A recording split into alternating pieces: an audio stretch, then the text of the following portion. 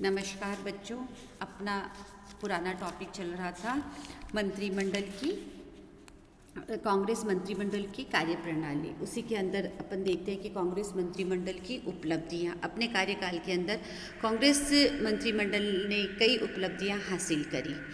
First है, कुछ स्वस्थ परंपराओं का विकास हुआ, यथा विधानमंडल के बहुमत दल के नेता को मुख्यमंत्री बनाना, मंत्रिमंडल बनाने के लिए आमंत्रित करना, सामूहिक उत्तरदायित्व तथा मिलजुल कर कार्य करने की भावना इत्यादि का प्रादुर्भाव हुआ।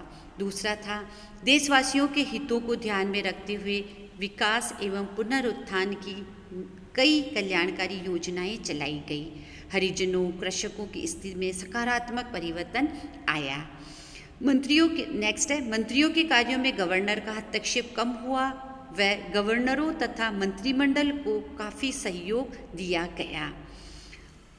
अब गवर्नर द्वारा मंत्रिमंडल को काफ़ी सहयोग दिया गया, जिससे क्या हुआ, कई विवादों कम होने लगे और विवादों के ऊपर फैसले होने लगे। नेक्स्ट था, कांग्रेसियों ने समय समय पर दलीय अनुशासन का परिचय दिया।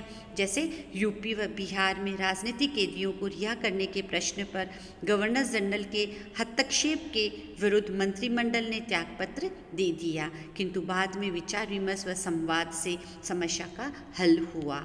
नेक्स्ट था, डॉक्टर खरे विवाद में मंत्रियों के संबंध में कांग्रेस ने एकता एवं अनुशासन का परिचय देते हुए शांति स्थापित की। नेक्स्ट था, नौकरशाही अथवा सार्वजनिक सेवा अधिकारियों के वर्चस्व को कम करते हुए मंत्रियों ने उन्हें अपने अधीन करने को मजबूर किया। इस प्रकार देखते हैं कि कांग्रेस मंत्रिमंडल को काफ़ी अपने कार्य में उपलब्धियां मिली। नेक्स्ट है, कांग्रेस मंडलों का त्यागपत्र। कांग्रेस ने द्वितीय विश्व युद्ध की समाप्ति के बाद पूर्ण स्वतंत्रता की मांग की थी। उसके बदले में वायसराय ने केवल औपनिवेशिक स्वराज देने का वचन दिया था। कांग्रेस की दूसरी मांग कि युद्ध के समय शासन पर भारतीयों का प्रभावशाली नियंत्रण स्थापित कर दिया जाए, परंतु वायसराय ने केवल परामर्शदात्री समिति के गठन की बात कही, जबकि यह समिति कांग्रेस को उत्तरदायी शासन की मांग को पूरा करने में असमर्थ थी। इसीलिए कांग्रेस व सरकार के बीच दूरियां बढ़ती गई। जब द्वितीय विश्व युद्ध प्रारंभ हुआ तो ब्रिटिश सरकार ने भारतीयों से परामर्श किए बिना भारत को युद्ध में शामिल कर दिया। परिणाम स्वरूप 22 अक्टूबर 1939 ईस्वी को कांग्रेस कार्य समिति ने प्रस्ताव पारित किया, जिसमें ब्रिटिश सरकार के रवैये के विरुद्ध काफ़ी रोष उत्पन्न हुआ। प्रकट करने के लिए कांग्रेस मंत्रिमंडलों को त्यागपत्र देने को कहा गया या आदेश दिया। अतः लगभग 28 महीने पदभार संभालकर अक्टूबर 1939 ईस्वी को कांग्रेस मंत्रिमंडल ने त्यागपत्र दे दिया। अब आप यहाँ पर आपके ऑब्जेक्टिव क्वेश्चन होता है कि कांग्रेस मंत्रिमंडल ने त्यागपत्र क्यों दिया? क्योंकि द्वितीय विश्व युद्ध में उन्हें बिना पूछे, उनसे बिना परामर्श लिए ही ब्रिटिश गवर्नमेंट ने भारत को युद्ध में झोंक दिया था।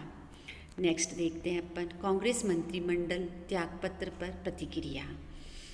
प्रांतों में स्वराज्य का युग समाप्त हुआ। इन सभी प्रांतों में वायसराय ने 1935 के अधिनियम की विफलता घोषित करके धारा 93 के अनुसार प्रांतों के शासन का सारा भार गवर्नरों को सौंप दिया। अतः कुछ आलोचकों ने कांग्रेसी मंत्रिमंडलों का त्यागपत्र देना एक भारी भूल कहा।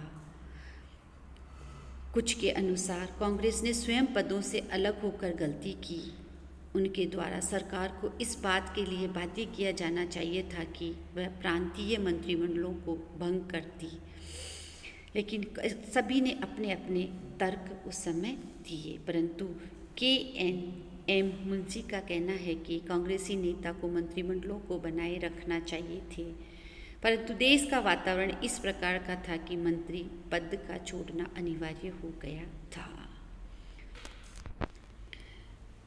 लगभग 2 वर्षों से अधिक समय कांग्रेस मंत्रिमंडल ने कार्य किया। भारतीय नेताओं ने अपनी योग्यता, क्षमता एवं अधिकारों का उचित प्रयोग करने का परिचय दिया। अपने कार्यकाल में बखूबी शासन संचालित किया, साथ ही जनहित का ध्यान रखते हुए किसानों हरिजनों की स्थिति में सुधार किया, नौकरशाही को अपने अधीन कार्य करने को मजबूर कर दिया, अपने आप को गवर्नर के हस्तक्षेप से मुक्त रखा। इस प्रकार देखते हैं कि मंत्रियों ने काफ़ी सुचारू रूप से अपने कार्य निपटाकर अपना परिचय दिया। धन्यवाद बच्चों।